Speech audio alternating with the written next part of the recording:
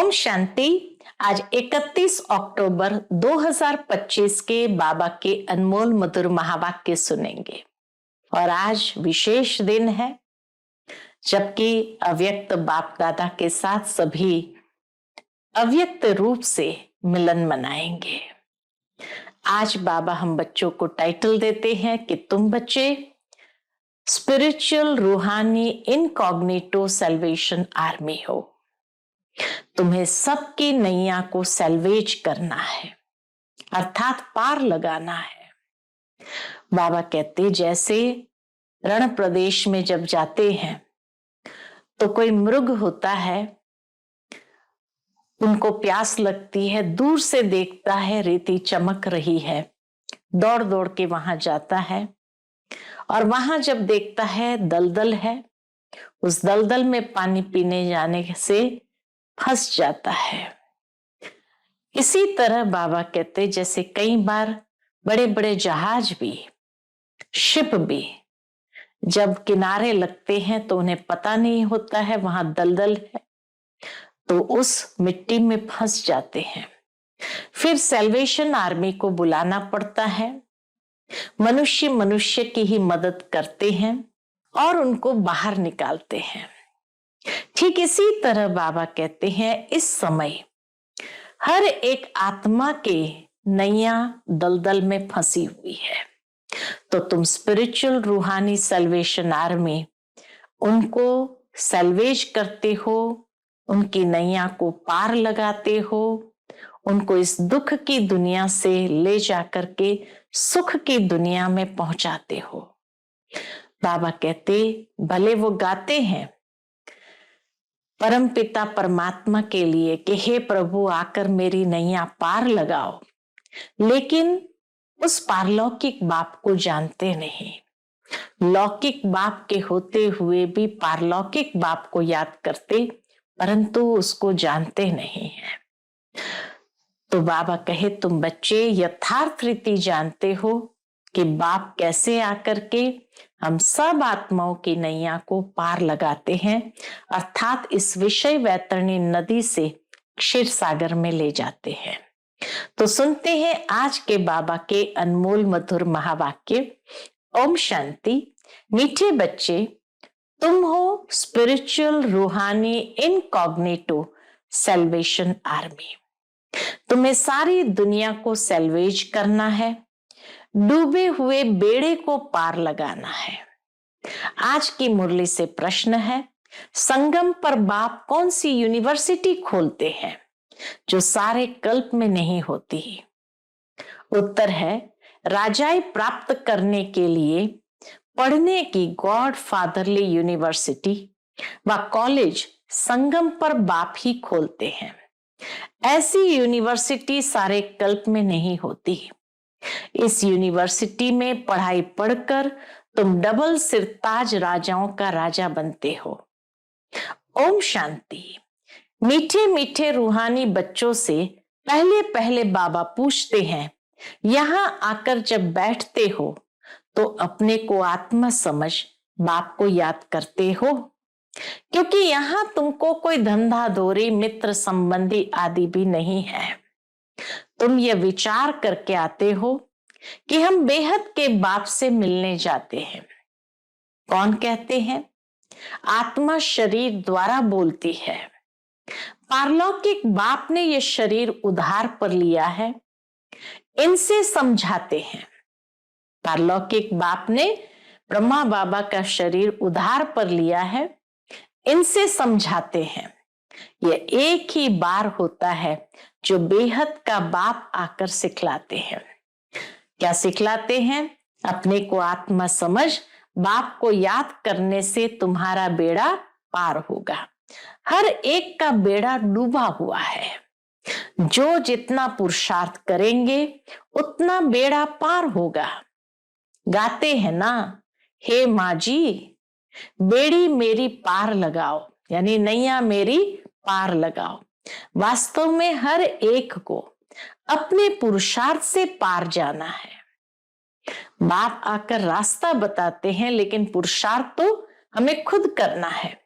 जैसे तैरना सिखलाते हैं फिर सीख जाते हैं तो आप ही तैरते हैं। वह सब है जिस्मानी बातें, यह है रूहानी बातें। तुम जानते हो आत्मा अभी कीचड़ के डुबन में फंस गई है, यानी दलदल में फंस गई है। इस पर हिरण का भी मिसाल देते हैं। पानी समझ जाते हैं परंतु वो होती है कीचड़, तो उसमें फंस पड़ते हैं। कभी कभी स्टीमर्स, मोटरें आदि भी कीचड़ में फंस पड़ती है, फिर उनको सैल्वेज करते हैं। वह सब है सैल्वेशन आर्मी। तुम हो रूहानी, तुम जानते हो सब माया के दुबन में बहुत फंसे हुए हैं। इनको माया का दुबन कहा जाता है। बाप आकर समझाते हैं, इनसे तुम कैसे निकल सकते हो, इस दुबन से कैसे निकल सकते हो। वह सैल्वेज करते हैं, उसमें मदद चाहिए आदमी को आदमी की। दुनिया में जब सैल्वेज करते हैं तो मदद चाहिए आदमी को आदमी की। यहां तो फिर आत्मा जाकर दुबन में फंसी है, तो आत्मा को मदद करना है। बाप रास्ता बताते हैं, इनसे हम कैसे निकल सकते हैं, इस दुबन से, 5 विकारों के दलदल से हम कैसे निकल सकते हैं। फिर दूसरों को भी रास्ता बता सकते हो। अपने को और दूसरों को रास्ता बताना है कि तुम्हारी नैया इस विषय सागर से क्षीर सागर में कैसे जाए। सतयुग को कहते क्षीर सागर अर्थात सुख का सागर, क्षीर सागर अर्थात सुख का सागर। यह है दुख का सागर। रावण दुख के सागर में डुबोते हैं, बाप आकर सुख के सागर में ले जाते हैं। तुमको रूहानी सैल्वेशन आर्मी कहा जाता है। तुम श्रीमत पर सबको रास्ता बताते हो, हर एक को समझाते हो। 2 बाप है, एक हद का, दूसरा बेहद का। लौकिक बाप होते हुए भी सब पारलौकिक बाप को याद करते हैं, परंतु उनको जानते बिल्कुल नहीं है। बाबा कोई ग्लानि नहीं करते हैं, परंतु ड्रामा का राज समझाते हैं कि कोई भी उसको जानते नहीं। यह भी समझाने के लिए ही कहते हैं कि इस समय सभी मनुष्य मात्र 5 विकारों रूपी दलदल में फंसे हुए आसुरी संप्रदाय है। दैवी संप्रदाय को आसुरी संप्रदाय जाकर नमन करते हैं। देवी देवताओं को, दैवी संप्रदाय वालों को आसुरी संप्रदाय वाले जाकर नमन करते हैं। क्यों करते हैं? क्योंकि वह संपूर्ण निर्विकारी है। सन्यासियों को नमन करते हैं, वह भी घर बार छोड़कर जाते हैं, पवित्र रहते हैं। इन सन्यासियों और देवताओं में रात दिन का फर्क है। क्या फर्क है? ये भी गुह्य बात बाबा समझाते कि भले पवित्र दोनों है, सन्यासी भी पवित्र रहते हैं, लेकिन फिर भी देवताओं की कंपैरिजन में रात दिन का फर्क है। देवताओं का तो जन्म भी योग बल से होता है। इन बातों को कोई नहीं जानते। सब कहते हैं ईश्वर की गति मत न्यारी, ईश्वर का अंत नहीं पा सकते। सिर्फ ईश्वर व भगवान कहने से इतना लव नहीं आता है। सबसे अच्छा अक्षर है बाप। मनुष्य बेहद के बाप को नहीं जानते तो जैसे ऑर्फन है। मैगजीन में भी निकाला है, मनुष्य क्या कहते और भगवान क्या कहते हैं। बाप कोई गाली नहीं देते हैं, बच्चों को समझाते हैं, क्योंकि बाप तो सबको जानते हैं ना।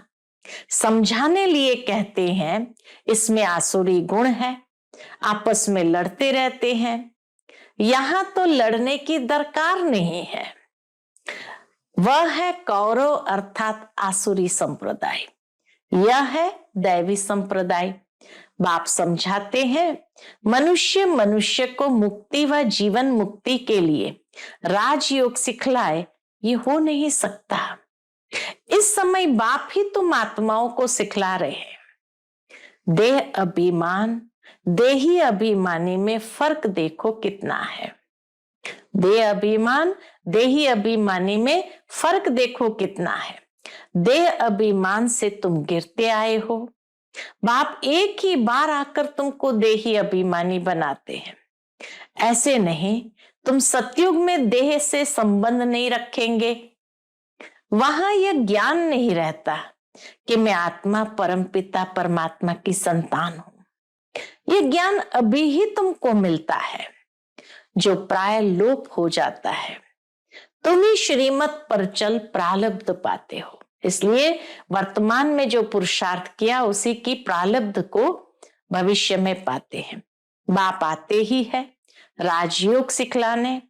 ऐसी पढ़ाई और कोई होती नहीं। डबल सिरताज राजाएं सतयुग में होते हैं। फिर सिंगल ताज वालों की राजाई भी है। द्वापर से सिंगल ताज वालों की राजाई भी है। अभी वह राजाई नहीं रही है। कलयुग अंत में तो सिंगल ताज वालों की भी राजाई नहीं रही है। प्रजा का प्रजा पर राज्य है। तुम जानते हो, अभी राजाई के लिए पढ़ते हो। इसको गॉड फादरली यूनिवर्सिटी कहा जाता है। तुम्हारा नाम भी लिखा हुआ है। वो लोग भल नाम रखते हैं गीता पाठशाला। पढ़ाते कौन है? तो क्या कहते, श्री कृष्ण भगवान वाच कह देंगे। अब श्री कृष्ण तो पढ़ा न सके। श्री कृष्ण तो खुद पाठशाला में पढ़ने जाते हैं। प्रिंस प्रिंसेस जैसे स्कूल में जाते हैं, वहां की भाषा ही दूसरी है। ऐसी भी नहीं कि संस्कृत में गीता गाई है। यहां तो अनेक भाषाएं हैं। जो जैसा राजा होता है वह अपनी भाषा चलाते हैं। संस्कृत भाषा कोई राजाओं की नहीं है। बाबा कोई संस्कृत नहीं सिखलाते हैं। बाप तो राजयोग सिखलाते हैं सतयुग के लिए। बाप कहते काम महाशत्रु है, इन पर जीत पहनो। प्रतिज्ञा कराते हैं। यहां जो भी आते हैं उनसे प्रतिज्ञा कराई जाती है। काम पर जीत पाने से तुम जगत जीत बनेंगे। यह है मुख्य विकार। यह हिंसा द्वापर से चली आती है, जिससे वाम मार्ग शुरू हुआ। काम विकार से ही विकृत मार्ग आरंभ हुआ। देवताएं कैसे वाम मार्ग में जाते हैं? उनका भी मंदिर है। वहां बहुत अच्छे चित्र बनाए हैं। बाकी वाम मार्ग में कब गए उसकी तिथि तारीख तो है नहीं। सिद्ध होता है काम चिता पर बैठने से काले बनते हैं। बाबा कहते ये जरूर सिद्ध होता है काम चिता पर बैठने से काले बनते हैं, परंतु नाम रूप तो बदल जाता है ना। काम चिता पर चढ़ने से आयरन एजेड बन जाते हैं। काम चिता पर चढ़ने से आयरन एजेड बन पड़ते हैं। अभी तो 5 तत्व भी तमो प्रधान है ना, इसलिए शरीर भी ऐसा तमो प्रधान बनते हैं। जन्म से ही कोई कैसे हो पड़ते हैं। वहां तो एकदम सुंदर शरीर होते हैं। सतयुग में तो एकदम सुंदर शरीर होते हैं। अभी तमो प्रधान होने के कारण शरीर भी ऐसे है। मनुष्य ईश्वर प्रभु आदि भिन्न भिन्न नामों से याद करते हैं, परंतु उन विचारों को पता ही नहीं है। आत्मा अपने बाप को याद करती है, हे बाबा आकर शांति दो। ये आत्मा कहती है अपने बाप को। यहां तो कर्मेंद्रिय से पाठ बजा रहे हैं, तो शांति कैसे मिलेगी? जब बच्चे बाबा को कहते हैं बाबा आकर शांति दो, तो बाबा कहते यहां तो कर्मेंद्रिय से पाठ बजा रहे हो, तो शांति कैसे मिलेगी? विश्व में शांति थी जब इन लक्ष्मी नारायण का राज्य था, परंतु लाखों वर्ष कल्प की आयु कह दी है, तो मनुष्य बेचारे कैसे समझेंगे? जब इनका यानी देवताओं का राज्य था, तो एक राज्य एक धर्म था। और कोई खंड में ऐसे नहीं कहते हैं एक धर्म एक राज्य हो। यहां आत्मा मांगती है एक राज्य हो। तुम्हारी आत्मा जानती है अब हम एक राज्य स्थापन कर रहे हैं, वहां सारे विश्व के मालिक हम रहेंगे। बाप हमको सब कुछ दे देते हैं, कोई भी हमसे राजाई छीन नहीं सकते। हम सारे विश्व के मालिक बन जाते हैं। विश्व में कोई सूक्ष्म वतन मूल वतन नहीं आता है, सारे विश्व के मालिक बनते हैं।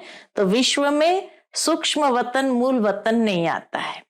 ये सृष्टि का चक्र यहां ही फिरता रहता है। इसको बाप जो रचयिता है वही जानते हैं। इस सृष्टि चक्र को कोई मनुष्य नहीं जानते हैं। ऐसे नहीं कि रचना रचते हैं, बाप आते ही है संगम पर, पुरानी दुनिया से नई बनाने। दूर देश से बाबा आया हुआ है, तुम जानते हो नई दुनिया हमारे लिए बन रही है। बाबा हम आत्माओं का श्रृंगार कर रहे हैं, उनके साथ फिर शरीरों का भी श्रृंगार हो जाएगा। बाबा आकर आत्माओं का श्रृंगार करते और फिर उसके साथ भविष्य में शरीरों का भी श्रृंगार हो जाएगा। आत्मा पवित्र होने से फिर शरीर भी सतो प्रधान मिलेंगे, सतो प्रधान तत्वों से शरीर बनेंगे। इन्हों का सतो प्रधान शरीर है ना, किसका? लक्ष्मी नारायण का सतो प्रधान शरीर है ना, इसलिए नेचुरल ब्यूटी रहती है। गाया भी जाता है, रिलीजन इज माइट। अब माइट मिली कहां से? रिलीजन को भी माइट मिली कहां से? एक ही देवी देवताओं का रिलीजन है जिससे माइट मिलती है।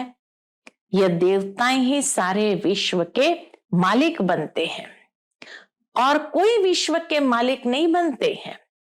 तुमको कितनी माइट मिलती है, लिखा हुआ भी है, आदि सनातन देवी देवता धर्म की स्थापना शिव बाबा ब्रह्मा द्वारा करते हैं। यह बातें दुनिया में कोई जानते थोड़ी है। बाप कहते मैं ब्राह्मण कुल स्थापन करता हूं, फिर उन्हों को सूर्यवंशी डिनाइस्टी में ले आता हूं। जो अच्छी रीति पढ़ते हैं वह पास हो सूर्यवंशी में आते हैं। है सारे ज्ञान की बात। उन्होंने फिर स्थूल बाण हथियार आदि दिखाए हैं, बाण चलाना भी सीखते हैं। छोटे बच्चों को भी बंदूक चलाना सिखाते हैं। तुम्हारा फिर है योग बाण, यह है हमारा योग बाण। बाप कहते माम एकम याद करेंगे तो तुम्हारे विकर्म विनाश होंगे। हिंसा की कोई बात नहीं है। तुम्हारी पढ़ाई भी है गुप्त। तुम हो स्पिरिचुअल रूहानी सेल्वेशन आर्मी। ये कोई को मालूम नहीं है कि रूहानी आर्मी कैसी होती है। बाबा कहते दुनिया में कोई नहीं जानते रूहानी आर्मी कैसे होती है। तुम हो इनकॉग्निटो यानी गुप्त, इनकॉग्निटो स्पिरिचुअल रूहानी सेल्वेशन आर्मी। गुप्त आध्यात्मिक रूहानी सेल्वेशन आर्मी अर्थात सबको सेल्वेज करने वाली सेना। सारी दुनिया को तुम सेल्वेज करते हो, सबका बेड़ा डूबा हुआ है। सेल्वेज करना अर्थात बचाना। बाकी सोने की लंका कोई है नहीं। ऐसे नहीं कि सोने द्वारका नीचे चली गई है वह निकल आएगी, नहीं। द्वारिका में भी इनका राज्य था परंतु सतयुग में था। द्वारिका में भी इनका राज्य था परंतु सतयुग में था, क्योंकि उस समय लक्ष्मी नारायण विश्व महाराजन है तो जरूर द्वारिका में भी उनका राज्य कहेंगे, लेकिन वह सतयुग में था। सतयुगी राजाओं की ड्रेस ही अलग होती है, त्रेता की अलग होती है। भिन्न भिन्न ड्रेस, भिन्न भिन्न रस्म रिवाज होती है। हर एक राजा की रस्म रिवाज अपनी अपनी। सतयुग का तो नाम लेते ही दिल खुश हो जाता है, कहते ही है स्वर्ग, पैराडाइज, परंतु मनुष्य कुछ भी जानते नहीं है। मुख्य तो है ये दिलवाड़ा मंदिर, मुख्य तो ये यादगार दिलवाड़ा मंदिर हूबहू तुम्हारा यादगार है। मॉडल्स तो हमेशा छोटा बनाते हैं ना, ये बिल्कुल एक्यूरेट मॉडल्स है।